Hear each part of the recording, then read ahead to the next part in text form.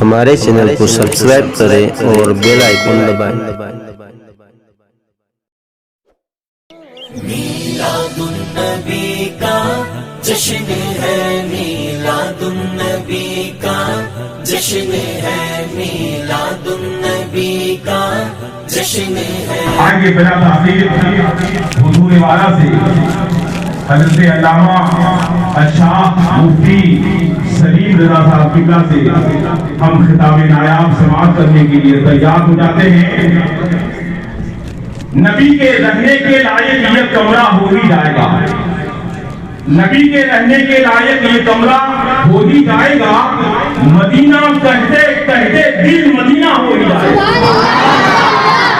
نبی کے رہنے کے لائق یہ کمرہ ہو ہی جائے گا، مدینہ کہتے کہتے دل مدینہ ہو ہی جائے گا۔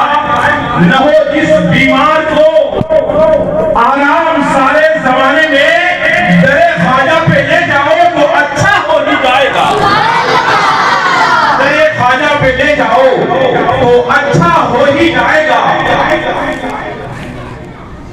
زمین کفر پر ہم نعرہ تکبیر لکھ دیں گے، زمین کفر پر ہم نعرہ تکبیر لکھ دیں گے، اور جہاں پہ کفر لکھا ہو وہاں اسلام لکھ دیں گے، اور جہاں امریکہ لکھا ہو وہاں صدام لکھ دیں گے۔ ہمارے خون میں ہر دم حسینی خون رسا ہے، یہاں پر کربلا دیکھیں گے ہم شبیر لکھ دیں گے، یہاں پر کربلا دیکھیں گے ہم شبیر لکھ دیں گے۔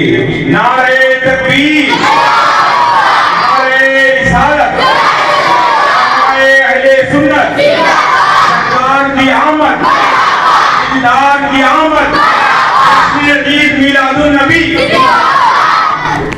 السلام علیکم ورحمۃ اللہ تعالی وبرکاتہ۔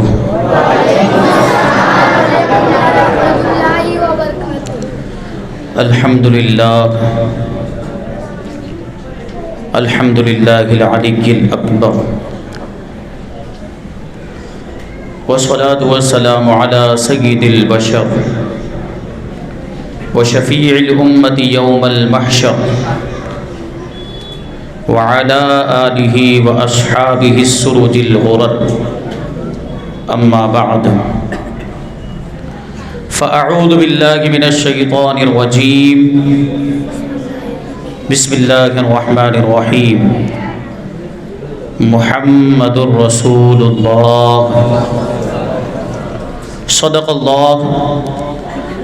اللہ مولانا العظیم، وصدق رسولہ النبی الامین المتین الکریم، ونحن على ذلك لمن الشاهدين والشاكرين والذاكرين والحامدين، والحمد لله رب العالمين۔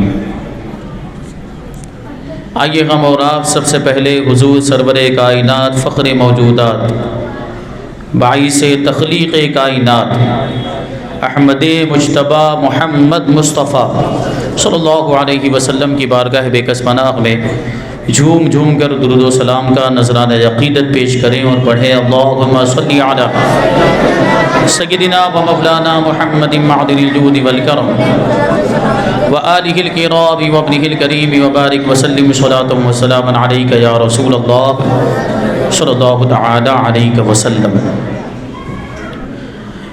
عزیزان ملت اسلامیہ،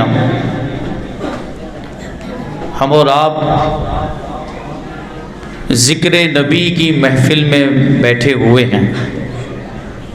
بڑی مقدس، بڑی پاکیزہ یہ محفل ہے۔ اللہ تبارک و تعالی اس محفل کو اپنی بارگاہ میں قبول فرمائے، اس کو آخرت میں ہمارے لیے ذریعہ نجات بنائے۔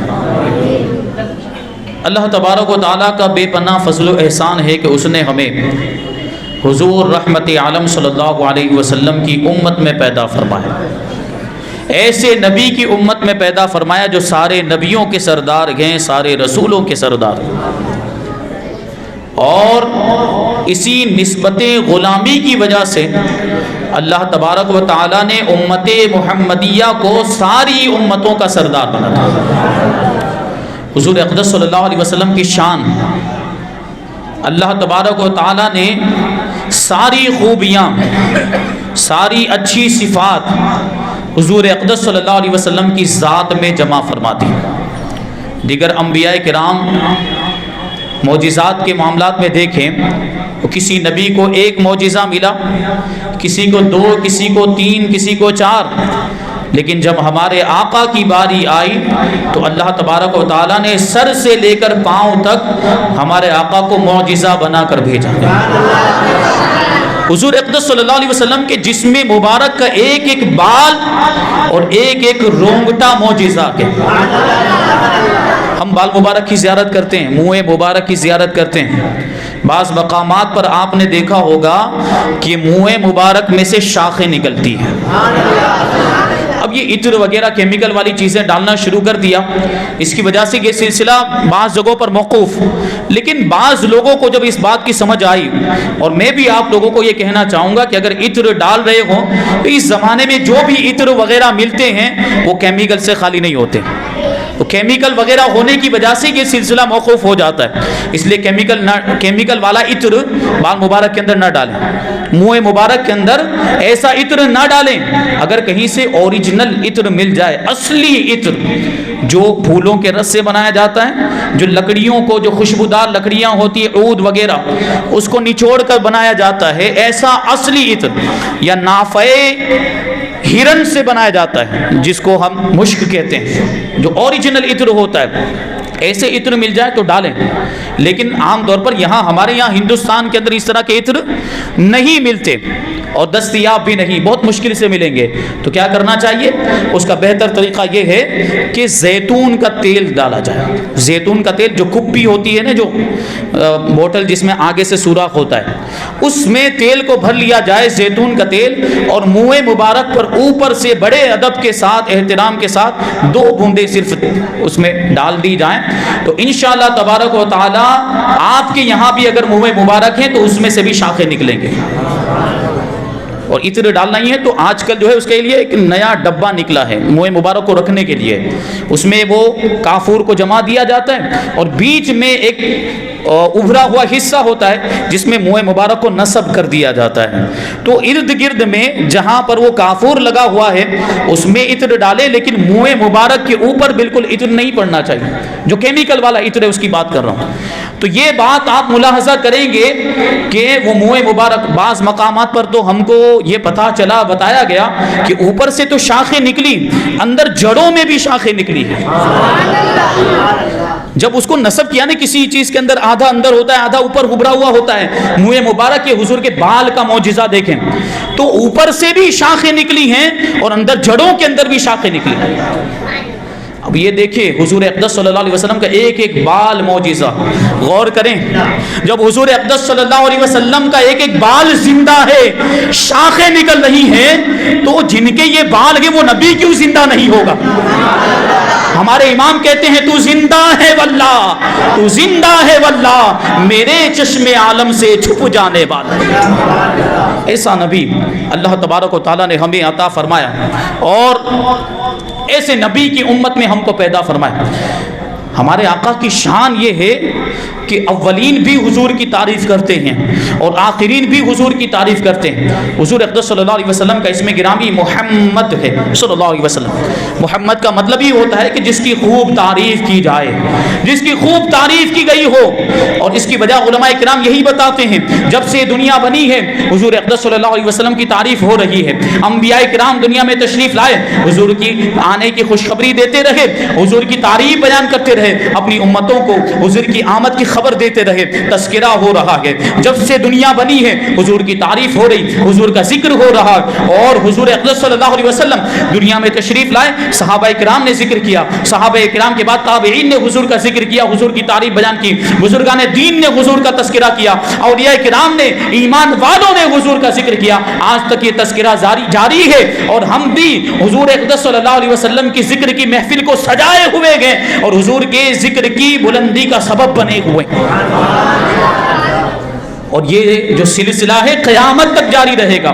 نبی کریم صلی اللہ علیہ وسلم کا ذکر پاک اور آپ کی تعریف و توصیف قیامت تک ہوتی ہی رہے گی، ہوتی ہی رہے گی، کیونکہ حضور کے ذکر کو اللہ نے خود بلند فرمایا، تو کسی کے گھٹانے سے یہ گھٹنے والا نہیں ہے، یہ شان ہے ہمارے آقا کی۔ اور اللہ تبارک و تعالیٰ نے قرآن مجید ہمارے آقا پر نازل فرمایا۔ علماء کرام فرماتے ہیں کہ قرآن مقدس بسم اللہ کی با سے لے کر والناس کی سین تک حضور اقدس صلی اللہ علیہ وسلم کی تعریف ہے اور اس میں نعت موجود ہے۔ وہ علامہ نظمی میاں نے جو کہا، آغاز سے اخیر تک قرآن ہے نعت مصطفیٰ، آغاز سے اخیر تک قرآن ہے نعت مصطفیٰ، محبوب کے بیان کا کیسا انوکھا ڈھنگ ہے۔ ابھی سوال پیدا ہوتا ہے کہ قرآن کو نعت کہہ رہے ہیں، تو قرآن کے اندر تو سورہ تبت یدا بھی ہے جس میں ابو لہب کی تباہی کا، بربادی کا ذکر ہے۔ قرآن مجید کے اندر تو سورہ اخلاص بھی ہے، قل هو اللہ احد، اس میں اللہ کی توحید کا ذکر ہے۔ قرآن مجید کے اندر جنت کا بھی ذکر ہے اور قرآن مجید کے اندر جہنم کا بھی ذکر۔ یہ ساری چیزیں حضور کی نعت کیسے ہو سکتی؟ تو کوئی بھی آیت قرآن مجید کی اٹھا کر دیکھ لیں، اس میں غور و فکر کریں۔ اب غور و فکر کرنے کے لیے بھی ویسا علم ہونا چاہیے۔ یہ جو باتیں ہیں کچھ جو ہمارے ذہن میں آتی ہے وہ ہم بتاتے ہیں، ورنہ ہر آیت کے اندر نعت ہیں، یہ وہ علماء کرام بتاتے ہیں جو قرآن کی علوم کے سمندر میں غوطہ زنی کیا کرتے ہیں۔ قل هو اللہ احد، اس میں توحید کا بیان ہے، اللہ کے ایک ہونے کا بیان ہے۔ اے محبوب آپ فرما دیجئے کہ اللہ ایک ہے، وہ بے نیاز ہے، اس نے کسی کو نہیں جنا، اسے کسی نے نہیں جنا، یہ ہے اس کے اندر بیان۔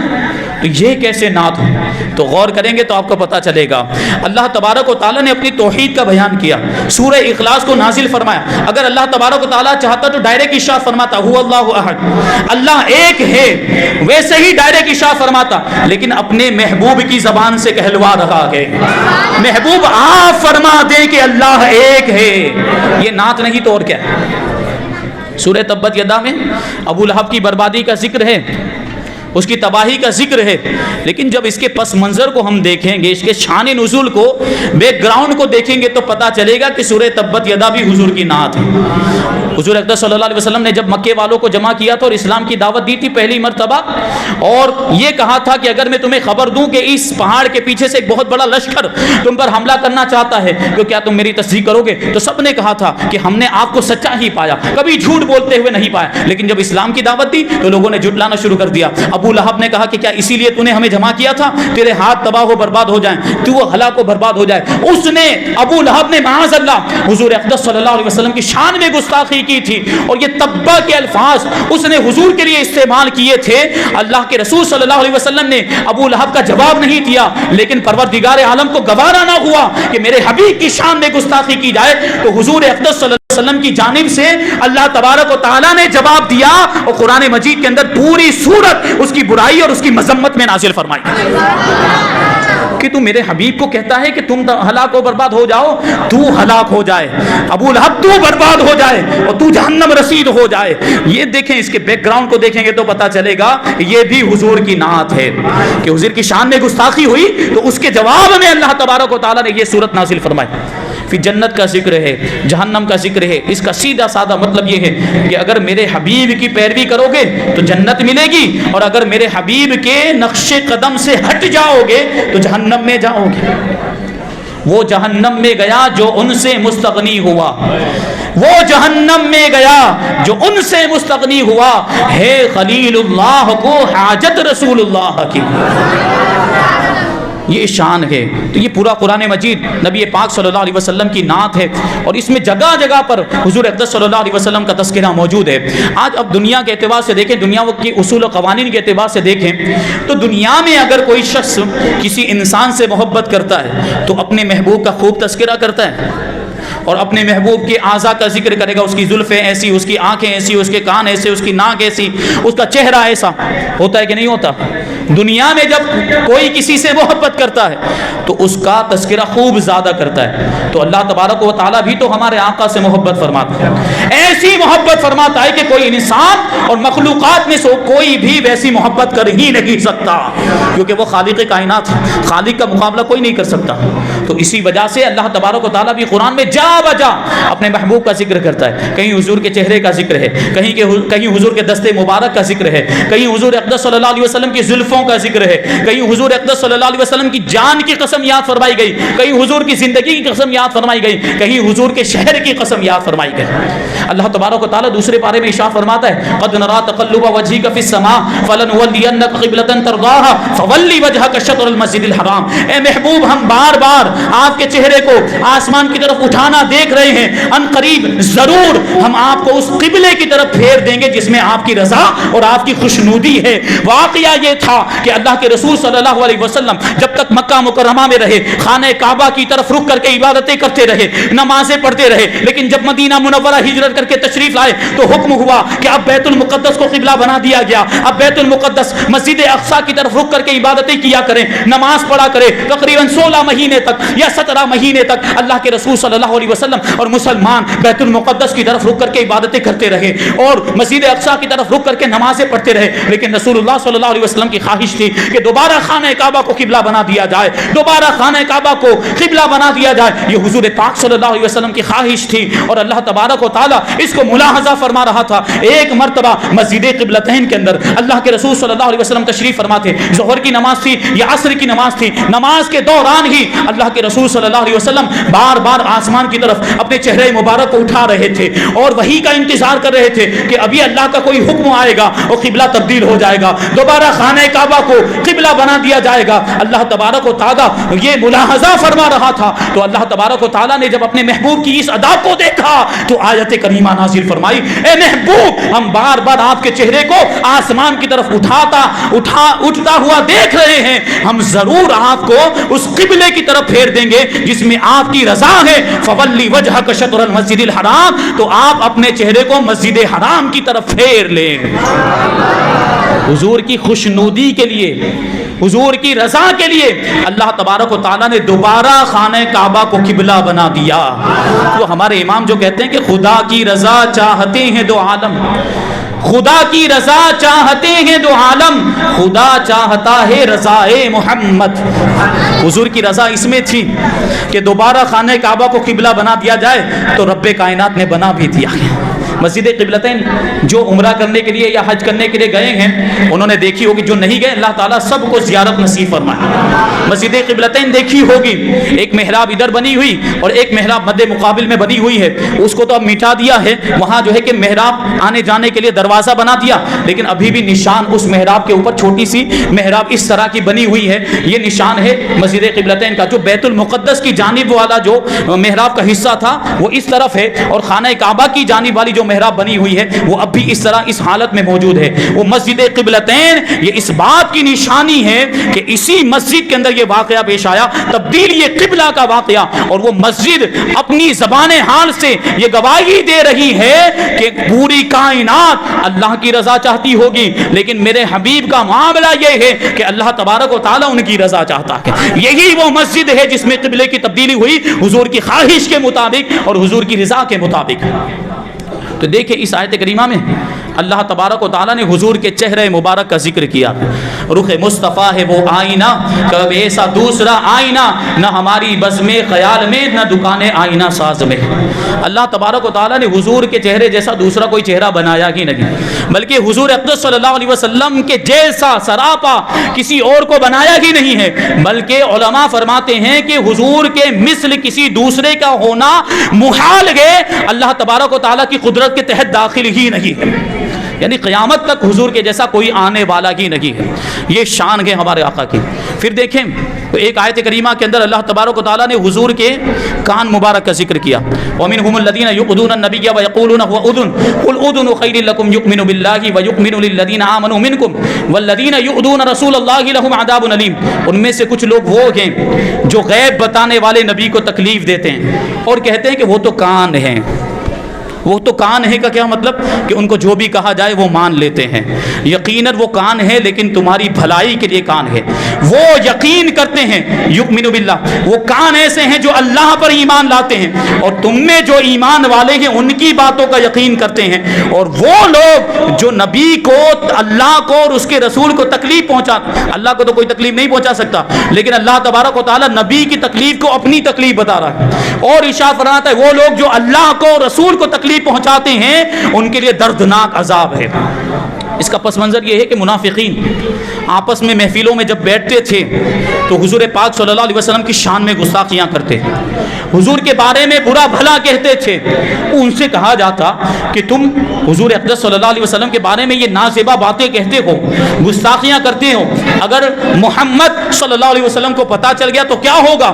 تو اس وقت وہ لوگ یہ بات کہا کرتے تھے کہ وہ تو کان ہیں, ان کو جو کہا جائے وہ مان لیتے ہیں. اگر ہمیں بلایا بھی گیا, ہم سے پوچھا بھی گیا کہ کیا ایسی ایسی باتیں تم نے کہی ہے, تو ہم مکر جائیں گے, ہم انکار کر دیں گے اور ہماری بات کو مان لیا جائے گا. تو اس کا رد قرآن مجید کے اندر کیا گیا اور حضور اقدس صلی اللہ علیہ وسلم کے کان مبارک کا ذکر اس میں موجود ہے کہ وہ کان ایسے ہیں جو اللہ پر ایمان لاتے ہیں اور ایمان والوں کی باتوں کا یقین کرتے ہیں. ہمارے امام کہتے ہیں دور و نزدیک کے سننے والے وہ کان, دور و نزدیک کے سننے والے وہ کان, کانے لالے کرامت پہ لاکھوں سلام. دیکھیں حضور اقدس صلی اللہ علیہ وسلم کے کان مبارک کا ذکر, محبوب کا ذکر کیسے فرماتا ہے اللہ تبارک و تعالیٰ. 15ویں پارے کی آیت کریمہ وَلَا تَجْعَلْ يَدَكَ مَغْلُولَةً إِلَىٰ عُنُقِكَ وَلَا تَبْسُطْهَا كُلَّ الْبَسْطِ فَتَقْعُدَ مَلُومًا مَحْسُورًا, کہ اپنے ہاتھ کو, اے محبوب آپ اپنے ہاتھ کو اپنی گردن سے بندھا ہوا نہ رکھیں, نہ ہی اپنے ہاتھ کو پورے طور پر کھول دیں کہ پھر آپ بیٹھے ہوئے رہ جائیں ملامت کیے ہوئے اور تھکے ہوئے. ابھی اس آیت کریمہ میں دیکھیں تو اللہ تبارک و تعالیٰ اپنے محبوب کے دست مبارک کا ذکر فرما رہا ہے, حضور کے دست مبارک کا, مبارک ہاتھ کا ذکر اس آیت کریمہ کے اندر موجود. اب اس میں جو فرمایا جا رہا ہے اس پہ بھی غور کریں آپ کہ اپنے ہاتھ کو گردن سے بندھا ہوا نہ رکھیں کا کیا مطلب؟ کہ بالکل بھی بخیل نہ بن جائیں, کہ بالکل بھی سخاوت نہ کریں, بالکل بھی غریبوں کی مدد نہ کریں, اور نہ ہی ایسا ہو کہ پورے طور پر ہاتھ کو کھول دیں کہ اپنی ضرورتوں کا بھی خیال نہ کریں اور خوب زیادہ سخاوت کریں. اس کا پس منظر, اس کا شان نزول دیکھیں تو ایک مسلمان بیوی تھی, اس کی گفتگو ہوئی ایک یہودیہ کے ساتھ. اب وہ یہودیہ جو تھی حضرت موسیٰ علیہ السلام کی تعریف کرنے لگی, حضرت موسیٰ علیہ السلام کی سخاوت کی تعریف کرنے لگی, اور ایسی تعریف کی, تعریف میں ایسا مبالغہ کیا کہ اس نے حضرت موسیٰ علیہ السلام کو نبی کریم صلی اللہ علیہ وسلم پر ترجیح دے دی, اور وہ کہنے لگی کہ حضرت موسیٰ علیہ السلام کی سخاوت کا معاملہ یہ تھا کہ اپنی ضروریات کے علاوہ ان کے پاس جو کچھ بھی ہوتا تھا وہ غریبوں میں تقسیم فرما دیا کرتے تھے, حاجت مندوں کو دے دیا کرتے تھے, ضرورت مندوں کو دے دیا کرتے تھے. تو مسلمان بیوی تھی جو نبی کریم صلی اللہ علیہ وسلم کی ماننے والی, اس کو یہ کیسے گوارا ہو سکتا تھا؟ تو وہ مسلمان بیوی نے یہودیہ سے کہا کہ یقیناً سارے انبیاء کرام سب صاحب فضل و کمال ہیں, حضرت موسیٰ علیہ السلام بھی بڑی شان کے مالک ہیں, لیکن ہمارے آقا حضور رحمت عالم صلی اللہ علیہ وسلم کے جیسا کوئی نہیں ہے. سب سے بہتر اور سب سے اعلیٰ مرتبہ اگر کسی کا ہے تو ہمارے آقا کا ہے. وہ جو شعر ہے نا کہ سارے انبیاء کے عہدے بڑے ہیں لیکن آقا کی عظمت نرالی ہے, اور یہ سارے انبیاء حضور اقدس صلی اللہ علیہ وسلم صفے انبیاء کے سردار ہیں, ان کا رتبہ بڑوں سے بڑا ہے, سارے بڑوں میں سب سے بڑا مرتبہ حضور اقدس صلی اللہ علیہ وسلم کا. تو مسلمان بیوی نے کہا کہ یقیناً حضرت موسیٰ علیہ السلام کی بھی سخاوت بہت مشہور ہے, لیکن ہمارے آقا ان سے بھی زیادہ سخاوت میں بڑے ہوئے ہیں. اب اس نے چاہا, مسلمان بیوی نے, کہ یہودیہ کو حضور اقدس صلی اللہ علیہ وسلم کی سخاوت کا تجربہ کرا دیں, آزمائش کرا دیں. اس نے اپنی چھوٹی بچی کو حضور اقدس صلی اللہ علیہ وسلم کی بارگاہ میں بھیجا کہ جاؤ ایک قمیص مانگ کر لے کر آؤ, ایک کرتا مانگ کر لے کر آؤ. وہ چھوٹی بچی اللہ کے رسول صلی اللہ علیہ وسلم کی بارگاہ میں پہنچی اور قمیص کا مطالبہ کیا, کرتا مانگا. اب آپ غور کریں, اللہ کے رسول صلی اللہ علیہ وسلم تاجدار کائنات ہیں اور شہنشاہ کونین ہیں, لیکن اس وقت معاملہ یہ تھا کہ صرف ایک ہی کرتا مبارک اللہ کے رسول صلی اللہ علیہ وسلم کے پاس تھا, وہ بھی زیب تن فرمائے ہوئے تھے, وہ بھی پہنے ہوئے تھے, لیکن سخاوت کا معاملہ دیکھیں, ایک ہی کرتا ہے, بچی نے مانگا وہ کرتا اتار کے عطا فرما دیا. اب اوپر کا جو جسم مبارک وہ بغیر کپڑے کے ہو گیا کیونکہ دوسرا کرتا نہیں تھا، اس لیے شرم اور حیا کی وجہ سے اللہ کے رسول صلی اللہ علیہ وسلم مکان مبارک میں تشریف لے گئے اور اندر ہی تشریف فرما رہے، باہر تشریف نہیں لائے۔ اور جب نماز کا وقت آیا، اذان ہوئی، صحابہ کرام نے انتظار کیا، کافی دیر ہو گئی تو صحابہ کرام کو فکر لائی کوئی کیا ہوا ہوگا، تو حضور اقدس صلی اللہ علیہ وسلم کو دیکھنے کے لیے صحابہ کرام مکان مبارک میں پہنچے تو دیکھا کہ حضور اقدس صلی اللہ علیہ وسلم بغیر کرتے کے، بغیر قمیض کے تشریف فرما ہے۔ اس پر یہ آیت کریمہ نازل ہوئی، اے محبوب ایسا نہ ہو کہ آپ اپنے ہاتھوں کو گردن سے باندھ لیں، اور ایسا بھی نہ ہو کہ اتنی زیادہ سخاوت کریں کہ اپنی ضرورت کا بھی خیال نہ کریں۔ وہ یہودیہ نے کیا کہا تھا؟ حضرت موسیٰ علیہ السلام اپنی ضرورت کے علاوہ ضرورت کا جو سامان ہوتا تھا وہ پہلے محفوظ کرتے تھے، ضرورت کے علاوہ جو سامان ہوتا تھا وہ صدقہ کر دیا کرتے تھے، وہ خیرات کر دیا کرتے تھے۔ لیکن ہمارے آقا کی شان دیکھیں کہ اپنی ضرورت کا بھی خیال نہیں فرمایا۔ اس آیت کریمہ میں اللہ تبارک و تعالیٰ نے ید کا ارشاد فرمایا۔ ید مانے ہوتا ہے ہاتھ، اس میں حضور اقدس صلی اللہ علیہ وسلم کے دستے مبارک کا ذکر ہے۔ ہمارے امام کہتے ہیں کہ ہاتھ جس سمت اٹھا غنی کر دیا، حضور کے دستے مبارک کے بارے میں، ہاتھ جس سمت اٹھا غنی کر دیا، موجے بحر سماحت پہ لاکھوں سلام ہے۔ یہ شان ہے۔ دیکھیے کس طریقے سے اللہ تبارک و تعالیٰ نے قرآن مجید کے اندر جا بجا حضور اقدس صلی اللہ علیہ وسلم کے جسم کے اعضاء کا ذکر کیا۔ اور پھر ایک جگہ پر اللہ تبارک و تعالیٰ ارشاد فرماتا ہے لعمرک انہم لفی سکرتہم یعمہون، اے محبوب آپ کی جان کی قسم، آپ کی زندگی کی قسم، بے شک یہ لوگ اپنے نشے میں بھٹک رہے ہیں۔ اس میں دیکھیں آپ تو اللہ تبارک و تعالیٰ نے حضور کی زندگی کی قسم یاد فرمائی، حضور کی جان کی قسم یاد فرمائی۔ مفسرین کرام فرماتے ہیں کہ حضور اقدس صلی اللہ علیہ وسلم کی ذات سے زیادہ، حضور کی جان سے زیادہ کسی کی جان جو ہے اتنی زیادہ ادب و احترام والی ہے ہی نہیں جتنی زیادہ حضور کی جان ادب و احترام والی، کیونکہ حضور کا وجود مسعود پوری کائنات میں سب سے بہترین وجود ہے، اور حضور کی ہستی پوری کائنات میں سب سے بہترین ہستی ہے۔ اور اللہ تبارک و تعالیٰ نے حضور کی جان کے علاوہ کسی کی بھی جان کی قسم یاد نہیں فرمائی۔ یہ شرف اور یہ فضیلت اور یہ خصوصیت ہمارے آقا کو ملی۔ بڑے بڑے انبیاء کرام گزرے، رسولان اعظام گزرے، بڑے بڑے نیک لوگ گزرے، بعد میں بھی بڑے بڑے نیک لوگ ہوئے، لیکن کسی کی جان کی قسم یاد نہیں فرمائی، صرف ہمارے آقا کی جان کی قسم یاد فرمائی، کیونکہ حضور سردار کائنات ہیں۔ پوری کائنات میں اللہ کے بعد کسی کا سب سے بڑا مرتبہ ہے تو ہمارے آقا کا ہے۔ اس میں حضور کی زندگی اور حضور کی جان کی قسم یاد فرمائی گئی۔ اور پھر ایک مقام پر ہے وقیلہ یا ربی ان ہؤلاء قوم لا یؤمنون، محبوب کے یہ فرمانے کی قسم، محبوب کے کہنے کی قسم کہ پروردگار یہ لوگ ایمان لانے والے نہیں۔ حضور نے اللہ تبارک و تعالیٰ کی بارگاہ میں ان ہؤلاء قوم لا یؤمنون، یہ لوگ ایسے ہیں جو ایمان لانے والے نہیں، یہ حضور نے رب کی بارگاہ میں عرض کیا تو اللہ تبارک و تعالیٰ دیکھیے کیسی محبت فرماتا ہے۔ یہ جو کلام جو حضور نے فرمایا، یہ جو گفتگو کی، اس گفتگو کی بھی قسم قرآن مجید کے اندر یاد فرمائی۔ وقیل ہی، محبوب کے فرمانے کی قسم، محبوب کے کہنے کی قسم۔ اور اسی طریقے سے اللہ تبارک و تعالیٰ نے حضور کے شہر مکہ کی بھی تو قسم یاد فرمائی۔ لا اقسم بہذا البلد وانت حل بہذا البلد، محبوب مجھے اس شہر کی قسم کہ آپ اس شہر میں تشریف فرمائیں۔ آیت کریمہ کا دوسرا حصہ بتا رہا ہے کہ جو قسم یاد فرمائی جا رہی، مکہ مکرمہ کو جو شرف اور مکہ مکرمہ کو جو فضیلت ملی ہے یہ حضور کے قدموں کی برکت سے ملی ہے۔ مجھے اس شہر کی قسم کہ اے محبوب آپ اس شہر میں تشریف فرما۔ اب غور کریں تو اللہ تبارک و تعالیٰ نے حضور کی زندگی کی بھی قسم یاد فرمائی، حضور کے کلام کی بھی قسم یاد فرمائی، اور حضور کے شہر کی بھی قسم یاد فرمائی۔ ہمارے امام کہتے ہیں وہ خدا نے ہے مرتبہ تجھ کو دیا، نہ کسی کو ملے نہ کسی کو ملا، وہ خدا نے ہے مرتبہ تجھ کو دیا، نہ کسی کو ملے نہ کسی کو ملا، کہ کلام مجید نے کھائی شہا تیرے شہر و کلام و بقا کی قسم۔ شہر کی بھی قسم، بقا یعنی زندگی کی بھی قسم، اور شہر کی بھی قسم قرآن مجید کے اندر موجود ہے۔ یہ شان ہے ہمارے آقا کی، یہ مقام و مرتبہ، اور یہ چیزیں ذکر کی، والضحیٰ واللیل اذا سجا، وقت چاشت کی قسم اور رات کی قسم جب وہ پردہ ڈالے۔ بعض مفسرین فرماتے روح البیان کے اندر ہے کہ یہاں والضحیٰ سے، وقت چاشت سے مراد حضور اقدس صلی اللہ علیہ وسلم کا چہرہ مبارک ہے۔ کہ چاشت کا وقت جیسے روشن ہوتا ہے، سورج طلوع ہونے کے بعد جب بلندی پر آتا ہے تو روشنی پھیلتی کہ نہیں، حضور اقدس صلی اللہ علیہ وسلم کا چہرہ بھی ایسا ہی روشن اور منور تھا۔ اور رات کی قسم، رات چونکہ تاریک ہوتی ہے، اندھیرا جب چھا جاتا ہے تو کالا کالا ہو جاتا ہے، رات سیاہ ہو جاتی ہے، تو اس سیاہی سے حضور اقدس صلی اللہ علیہ وسلم کی زلف مبارک کو تشبیہ دی ہے، اور اس سے حضور اقدس صلی اللہ علیہ وسلم کی زلف مبارک مراد ہے۔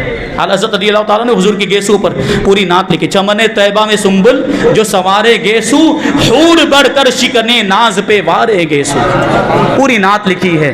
اور یہ شان ہے ہمارے آقا کی، حضور کی زلفوں کا بھی ذکر قرآن مجید کے اندر موجود، حضور کے چہرے مبارک کا بھی ذکر قرآن مجید کے اندر موجود ہے۔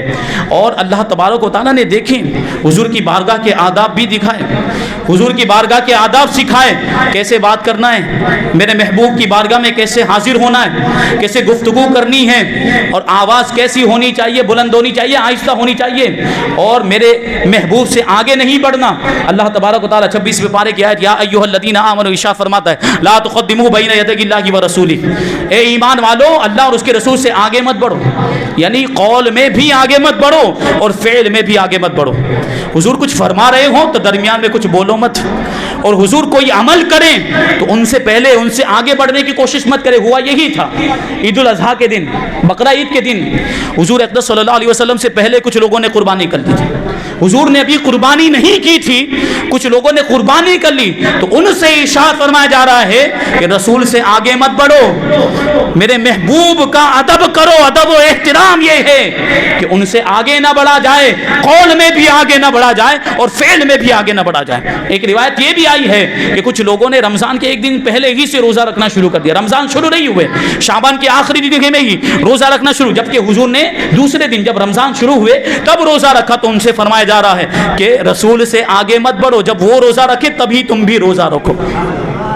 اور اسی صورت کے اندر آگے والی آیت میں اللہ تبارک و تعالیٰ ارشاد فرماتا ہے یا ایھا الذین آمنوا لا ترفعوا اصواتکم فوق صوت النبی ولا تجهروا له بالقول كجهر بعضکم لبعض ان تحبط اعمالکم وانتم لا تشعرون۔ اے ایمان والو نبی کی آواز پر اپنی آواز کو اونچی مت کرو، نبی کی آواز پر اپنی آواز کو بلند مت کرو، اور ان کی بارگاہ میں چلا کر بات مت کرو، جس طریقے سے آپس میں ایک دوسرے سے چلا کر بات کیا کرتے ہو کہ کہیں تمہارے اعمال برباد نہ ہو جائے، تمہیں اس کا شعور بھی نہ ہو، کیونکہ حضور کی شان میں بے ادبی ہو جائے، اگر حضور کی شان میں اگر کوئی گستاخی ہو جائے تو سارے اعمال برباد ہو جایا کرتے ہیں۔ بعض اوقات گستاخی کی وجہ سے آدمی دائرہ اسلام سے بھی خارج ہو جاتا ہے۔ تو یہ دیکھیں حضور کی بارگاہ کا ادب بتایا جا رہا ہے، کیسے گفتگو کرنی ہے اور کیسے بات کرنی ہے، یہ اللہ تبارک و تعالیٰ قرآن مجید کے اندر ارشاد فرما رہا ہے۔ یہ آیت کریمہ جب نازل ہوئی تو حضرت ثابت ابن قیس ابن شماس رضی اللہ تعالیٰ عنہ، وہ ان کو ثقل سماعت کی بیماری تھی، کان میں وہ اونچا سنتے تھے۔ اب ظاہر سی بات، جو اونچا سنتا ہے اس کی آواز خود بخود بلند ہو جاتی، اس کی آواز اونچی ہو جاتی۔ جب یہ آیت کریمہ نازل ہوئی تو اپنے گھر میں بیٹھ گئے اور گھر سے باہر ہی نہیں نکل رہے۔ اللہ کے رسول صلی اللہ علیہ وسلم نے حضرت سعد ابن معاذ سے پوچھا جو ان کے پڑوسی تھے کہ ثابت ابن قیس ہماری بارگاہ میں حاضر کیوں نہیں ہوتے؟ دیکھیے غلاموں پر ایسی نظر رکھا کرتے تھے۔ حضرت ثابت ابن قیس کئی دنوں تک جب رسول اللہ کی بارگاہ میں حاضر نہیں ہوئے تو اللہ کے رسول صلی اللہ علیہ وسلم نے پوچھا ثابت ابن قیس کہاں ہیں حضرت سعد ابن معاذ سے؟ تو حضرت سعد ابن معاذ نے کہا کہ وہ میرے پڑوسی ہیں اور ان کو کوئی بیماری ہوئی ہو، ایسی بات تو مجھے نہیں پہنچی، دوسرا ہی کچھ معاملہ ہے۔ تو اللہ کے رسول نے پوچھا، فرمایا جاؤ دیکھ کر آؤ کیا معاملہ ہے۔ تو حضرت سعد ابن معاذ حضرت ثابت ابن قیس کے پاس پہنچے اور پوچھا کہ تم گھر میں کیوں بیٹھے ہوئے ہو اور رسول اللہ کی بارگاہ میں کیوں حاضر نہیں ہوتے؟ رسول اللہ تمہیں یاد فرما رہے۔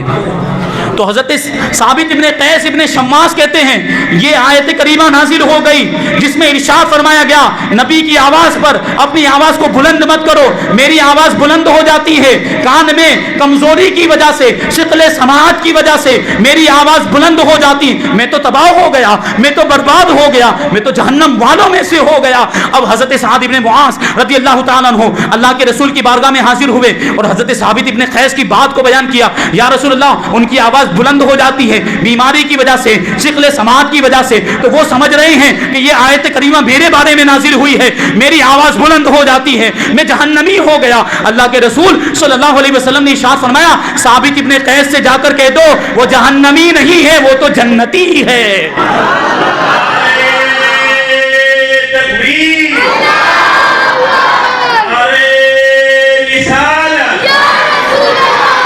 अहमद मुस्तफा अहमद मुस्तफा अहमद मुस्तफा। वो तो जन्नती है कि वो जानबूझकर अपनी आवाज़ को बुलंद नहीं करता, उसकी मजबूरी है। ये आयत करीमा उन लोगों के बारे में है जो जानबूझकर आवाज़ को बुलंद करें और अदब को तर्क करते हुए बेअदबी की नीयत से ये काम करें। अब ये जब आयत करीमा नासिल हो गई तो हज़रत अबू बकर सिद्दीक, हज़रत फ़ारूक आज़म और कुछ दूसरे सहाबा ने इंतहाई एहतियात को लाजिम कर लिया। बहुत ही आहिस्ता आवाज़ में हुज़ूर अक़दस सल्लल्लाहु अलैहि वसल्लम से गुफ्तगू किया करते थे, अपनी आवाज़ को पस्त करते।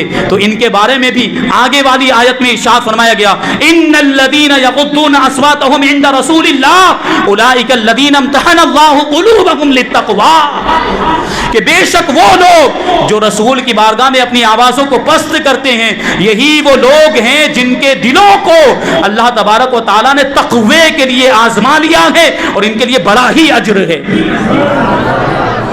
फिर आगे वाली आयत, इन्नल्लज़ीना युनादूनका बि वराइल हुजुराति अक्सरुहुम ला याक़िलून, बेशक वो लोग जो कमरे के बाहर से, हुजरे के बाहर से आपको पुकारते हैं, उनमें से अक्सर बेअक्ल हैं, उनको अक्ल नहीं है। वलौ अन्नहुम सबरू हत्ता तखरुज इलैहिम लकाना खैरन लहुम, अगर वो सब्र करते, ठहरे रहते, इंतजार करते, यहाँ तक कि आप खुद ही उनके पास तशरीफ़ ले जाते तो ये उनके लिए बेहतर होता।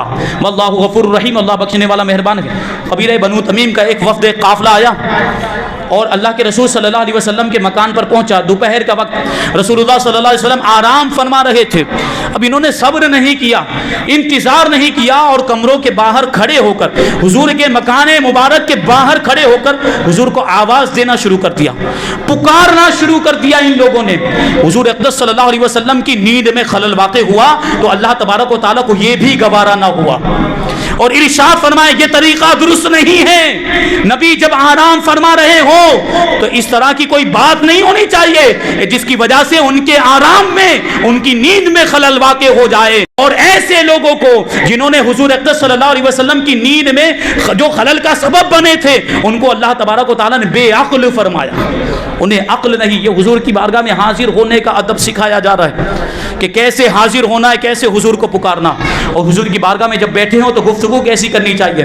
सहाबा किराम जब हुजूर की बारगाह में बैठते और जब हदीसें समाअत करते, हुजूर पाक सल्लल्लाहु अलैहि वसल्लम इरशाद फरमाते कोई भी चीज़, और बाज़ औक़ात ऐसा होता कि बात समझ में नहीं आती तो सहाबा किराम राइना कहते थे। सहाबा किराम क्या कहते थे? राइना या रसूल अल्लाह, या रसूल अल्लाह हमारी रियायत फरमाए, दोबारा इरशाद फरमाए ताकि बात पूरे तौर पर समझ में आ जाए। अब ये जो राइना का जो लफ्ज़ है, ये यहूदियों की ज़बान में थोड़ी सी तब्दीली के साथ, यहूदियों की ज़बान में इसका एक गलत मतलब होता था, गुस्ताखी वाला, बेअदबी वाला मतलब होता था। तो यहूदी अपनी मजलिसों के अंदर ये लफ्ज़ हुजूर के लिए इस्तेमाल करते थे और वही गुस्ताखी वाला माना मुराद लेते थे, बेअदबी वाला माना मुराद लेते थे। हज़रत साद इब्न मुआज़ रज़ियल्लाहु ताला अन्हु एक मरतबा वहां से गुजर रहे थे, यहूदियों की महफिल के पास से, यहूदियों की महफिल के, उनकी मजलिस के पास से, और यहूदी यही लफ्ज़ हुजूर सल्लल्लाहु अलैहि वसल्लम के लिए इस्तेमाल कर रहे और वही बेअदबी वाला माना और गुस्ताखी वाला माना मुराद ले रहे थे। तो हज़रत साद इब्न मुआज़ यहूदियों की ज़बान जानते थे, उन्होंने वो फ़ौरन समझ गए कि ये गलत माना मुराद ले रहे हैं, गुस्ताखी वाला माना मुराद ले रहे हैं। हज़रत साद इब्न मुआज़ ने फ़ौरन कहा, खबरदार किसी ने ये लफ्ज़ मेरे आका के लिए इस्तेमाल किया, जिसने भी ये लफ्ज़ इस्तेमाल किया मैं उसकी गर्दन उड़ा दूंगा। तो यहूदियों ने कहा, हमें कहते हो, हमें कह रहे हो कि ये लफ्ज़ मत इस्तेमाल करो, तो तुम्हारे भाई भी तो इस्तेमाल करते हैं, जो हुजूर के असहाब हैं वो भी तो राइना राइना कहते, जाकर उनकी खबर लो। अब हज़रत साद इब्न मुआज़ को बहुत धचका लगा, उन्हें तकलीफ हुई कि क्या मुसलमान भी ये लफ्ज़ इस्तेमाल करते हैं। अभी हज़रत साद इब्न मुआज़ रज़ियल्लाहु ताला अन्हु वहाँ से रवाना होकर हुजूर की मजलिस के लिए निकले ही थे कि इधर हज़रत जिब्राइल आ गए, हुजूर की बारगाह में आए और आयत करीमा लेकर आए। अल्लाह तबारक व तआला ने इरशाद फरमाया, या अय्युहल्लज़ीना आमनू ला तक़ूलू राइना वक़ूलू उज़ुरना वस्मऊ वलिल काफ़िरीना अज़ाबुन अलीम। ए ईमान वालो, आज के बाद राइना मत कहना, क्योंकि राइना का मतलब यहूदियों की ज़बान में गुस्ताखी वाला माना होता है, यहूदी उससे गुस्ताखी वाला माना मुराद लेते हैं। लिहाजा ऐसा कोई लफ्ज़ रसूलुल्लाह की बारगाह में इस्तेमाल न किया जाए जो किसी दूसरे की ज़बान में बेअदबी वाला माना रखता हो। लिहाजा ये लफ्ज़ इस्तेमाल मत करो, इसकी जगह पे उन्जुरना कहो, या रसूलुल्लाह नजरे करम फरमाए, या रसूलुल्लाह नजरे करम फरमाए, वस्माऊ, और पहले ही से गौर से सुनो कि न राइना कहने की जरूरत पेश आए न उन्जुरना कहने की जरूरत पेश आए। یہ حضور کی بارگاہ کا ادب. اب اس سے کیا پتہ چلا؟ اس سے ایک بات یہ پتا چلی نا کہ ایسا کوئی لفظ ہے جس کے بہت سارے معانی ہیں، جس کے بہت سارے مفاہیم اور مطالب ہیں، ان میں سے کچھ معنی تو اچھے ہیں لیکن کچھ معنی ایسے ہیں جو غلط ہوتے ہیں. تو ایسے الفاظ بھی رسول اللہ کی شان میں استعمال نہیں کرنے چاہیے. وَلِلْكَافِرِينَ عَذَابٌ عَلِيمٌ، اور کافروں کے لیے دردناک عذاب ہے. یہ شان ہے. دیکھیں اللہ تبارک و تعالیٰ نے کیسی کتنی آیت کریمہ بیان کی جائے. ایک مرتبہ ایسا ہوا کہ حضور اقدس صلی اللہ علیہ وسلم کا نکاح حضرت زینب رضی اللہ تعالیٰ عنہ سے ہوا تو حضور صلی اللہ علیہ وسلم نے ولیمہ فرمایا. اس کا ذکر قرآن مجید کے اندر یا ایھا الذین آمنوا لا تدخلوا بیوت النبی الا ان یؤذن لکم الی طعام غیر ناظرین اناہ ولکن اذا دعیتم فادخلوا واذا طعمتم فانتشروا ولا مستأنسین لحدیث. یہ آیت کریمہ اسی موقع پر نازل ہوئی. اے ایمان والو، نبی کے گھروں میں داخل مت ہو مگر جب کہ تمہیں بلایا جائے، جب تمہیں اجازت ملے، مثلا کھانے کے لیے بلایا جائے اور اس طور پر داخل ہو. ایسا نہ ہو کہ پھر داخل ہو تو پکنے کا انتظار کرے اور اس کو جو ہے کہ پکنے کی راہ تکتے رہیں، اور جب کھانے کے لیے بلایا جائے تو داخل ہو جاؤ، حاضر ہو جاؤ، اور جب کھانا کھا چکو تو منتشر ہو جاؤ، متفرق ہو جاؤ، یعنی اپنے اپنے گھروں کو روانہ ہو جاؤ. وہاں بیٹھ کر باتوں میں اپنے دل کو مت بہلاؤ، یعنی لمبی چوڑی گفتگو مت شروع کر دو کہ اس سے نبی کو تکلیف ہوتی ہے، لیکن وہ حیا فرماتے ہیں، وہ تم سے کہتے نہیں ہیں، لیکن اللہ تبارک و تعالی حق بات بیان کرنے سے حیا نہیں فرماتا. ہوا یہ تھا کہ حضرت زینب رضی اللہ تعالیٰ عنہ سے جب حضور اقدس صلی اللہ علیہ وسلم کا نکاح ہوا تو حضور اقدس صلی اللہ علیہ وسلم نے ولیمہ کی ایک عظیم دعوت فرمائی. صحابہ کرام کو دعوت دی گئی. اب صحابہ کرام جماعت در جماعت آتے تھے، صحابہ کرام کی جماعتوں کی جماعتیں آتی اور کھانا کھاتے اور تشریف لے جاتے تھے. آخر میں 3 افراد رہ گئے، 3 اشخاص رہ گئے. کھانا کھا لیا لیکن اس کے باوجود حضور کے مکان مبارک کے اندر بیٹھے گفتگو کرتے، کافی دیر تک گفتگو کرتے ہی جا رہے گفتگو. اب اللہ کے رسول صلی اللہ علیہ وسلم کو اس بات سے تکلیف ہو رہی تھی اور گھر والے بھی پریشان، گھر چھوٹا تھا اور اس کی وجہ سے گھر والوں کو تکلیف ہو رہی تھی، حرج ہو رہا تھا. یہ لوگ جا نہیں رہے تھے، کھانا کھا لیا اس کے باوجود جا نہیں رہے تھے. تو اللہ کے رسول صلی اللہ علیہ وسلم وہاں سے اٹھے اور ازواج مطہرات کے حجرات میں تشریف لے گئے. تھوڑی دیر کے بعد پھر واپس آئے تو دیکھتے ہیں ابھی بھی وہ لوگ گفتگو کر رہے ہیں، ابھی بھی بات چیت کر رہے ہیں، ابھی بھی سلسلہ ان کا جو ہے کہ کلام کا جاری ہے. تو اللہ کے رسول صلی اللہ علیہ وسلم پھر واپس چلے گئے. یہ دیکھ کر ان کو احساس ہوا کہ کچھ معاملہ ہے. تب جا کے وہ وہاں سے روانہ ہوئے. تو اللہ تبارک و تعالیٰ کو یہ بات بھی گوارا نہیں ہوئی کہ میرے محبوب کو اس طرح کی کوئی تکلیف پہنچائی جائے. تو یہ آداب بھی بتائے گئے کہ حضور کی بارگاہ میں جب حاضر ہونا ہو، حضور کے گھر میں جب جائیں، حضور کے حجروں میں جب جائیں تو وہاں کے آداب کیا ہونے چاہیے. وہاں بیٹھ کر لمبی لمبی باتیں نہیں کرنی چاہیے. وہ تو نبی ہیں، ان کو اعلیٰ ترین اخلاق عطا کیے گئے، جو ان کے حسن اخلاق کی مثال ہے کہ وہ تم سے کچھ کہتے نہیں ہیں. اس کا مطلب یہ نہیں کہ انہیں تکلیف نہیں ہوتی، لیکن اللہ حق بیان کرنے سے حیا نہیں فرماتا. تو اللہ تبارک و تعالیٰ نے اس کے تعلق سے آیت کریمہ نازل فرمائی اور حضور کی بارگاہ کے آداب سکھائے. یہ شان ہے قرآن مجید. کتنی آیتیں بیان کی جائے. اللہ تبارک و تعالیٰ ارشاد فرماتا ہے آخری آیت، لا تجعلوا دعاء الرسول بینکم کدعاء بعضکم بعضا، کہ اپنے نبی کے پکارنے کو اپنے درمیان ایک دوسرے کے پکارنے کی طرح مت بناؤ. یعنی جس طرح تم ایک دوسرے کو پکارا کرتے ہو نام لے کر، اس طرح نبی کو مت پکارو، بلکہ القاب کے ساتھ پکارو. محمد کہہ کر مت پکارو، یا محمد کہہ کر مت پکارو، بلکہ یا رسول اللہ کہہ کر پکارو، یا نبی اللہ کہہ کر پکارو، یا حبیب اللہ کہہ کر پکارو. قرآن کی پورے قرآن کو پڑھ کر دیکھیں آپ، پورے قرآن کے پڑھ دیکھ لیں آپ. اللہ تبارک و تعالیٰ نے کہیں بھی پورے قرآن مجید کے اندر حضور کو یا محمد کہہ کر نہیں پکارا، کہیں یا ایھا النبی کہہ کر پکارا، کہیں یا ایھا المدثر کہہ کر پکارا ہے، کہیں یا ایھا المزمل کہہ کر پکارا ہے، کہیں یا ایھا الرسول کہہ کر پکارا، یا محمد کہہ کر کہیں بھی نہیں پکارا. اس سے ہمیں تعلیم ملتی ہے کہ حضور کو جب پکارا جائے تو نام لے کر نہ پکارا جائے. یہ آداب ہمیں خود پروردگار عالم نے سکھائے، بلکہ یا رسول اللہ کہہ کر پکارا جائے، یا نبی اللہ کہہ کر پکارا جائے، یا حبیب اللہ کہہ کر پکارا جائے. ہم اپنی مسجدوں کے اندر محراب کے اندر بھی لکھتے ہیں. سنیوں کا یہ طریقہ طریقہ، ایک طرف یا اللہ لکھا ہوا ہوتا ہے تو دوسری طرف یا رسول اللہ لکھا ہوا ہوتا ہے. یا محمد جو لکھتے ہیں وہ غلط لکھتے ہیں. یا محمد نہیں لکھنا چاہیے، اعلیٰ حضرت رضی اللہ تعالیٰ عنہ نے اس کو ناجائز لکھا ہے. یا محمد لکھنا بھی نہیں چاہیے اور یا محمد کہہ کر پکارنا بھی نہیں چاہیے. یہ آداب میں سے ہے حضور اقدس صلی اللہ علیہ وسلم کے کہ حضور کو جب پکارا جائے تو القاب سے پکارا جائے. تو جب لکھیں تو یا رسول اللہ لکھیں. اللہ تبارک و تعالی ہمیں حضور کے بارگاہ کا ادب کرنے کی توفیق عطا فرمائے. گستاخیوں سے اور گستاخوں سے ہم سب کو محفوظ رکھے. بد مذہبوں سے، بد عقیدوں سے ہم سب کو محفوظ رکھے. مذہب اہل سنت و جماعت، مسلک اعلیٰ حضرت پر ہم سب کو قائم و دائم رکھے اور اسی پر ہم سب کا خاتمہ فرمائے. وما علینا الا البلاغ. السلام علیکم.